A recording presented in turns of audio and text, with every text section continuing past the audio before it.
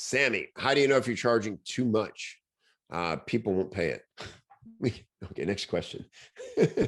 For example, if I want to hit my monthly goal and work my ideal number of hours, my HR would be 135. Yet my portfolio isn't crazy robust, right? So would you recommend charging a lower rate until you have years of experience? Right.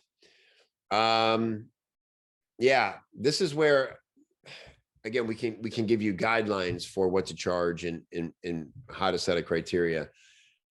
I would just say that, sort of like we did with Claire, it's like the number you set for yourself. Again, we want it to be a bit of a stretch, but we know that it's going to be a journey to reach that. So it isn't like starting next month, I need to make this or I'm failing. It's just that, okay, right now I'm making 3 and my goal is to make 8. And I don't know how long it's going to take me to get there, but I'd like to believe that can happen within 6 months, say. And so then that influences your criteria on what kind of projects to take and what kind of risk to take. And again, it goes back to the profit pie, the dev and the what kind of new skills might you work on developing because you know they're worth more to the right client. And so you can strategically say, when I've developed a skill for this, I know there's clients ready to pay when I can confidently go charge what that's worth. So I'm going to devote 30, 60 days to developing that new skill. And it's not a foggy notion of I'm going to be more valuable, I'm going to know more and can charge more. It's like literally almost like I'm certified now, I can go be that thing, you know?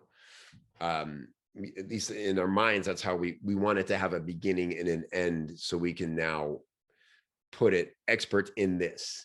So when I say that, not that you literally could only join a thing that would have a certificate of completion, but pretty much that, at least for your criteria, is like, if I'm going to devote some of my dev time and potential investment in learning this skill, do I trust this course, this program, to provide me with that ability and that confidence to go deliver it when I'm done?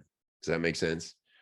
And so, yes, to answer your question, it is a journey.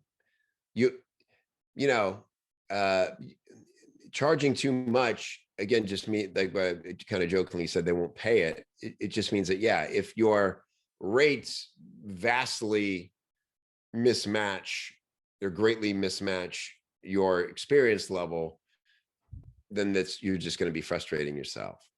But it's so important that we set those goals and set those intentions, because then we decide. Remember, being aspirational and setting intentions isn't just an idea.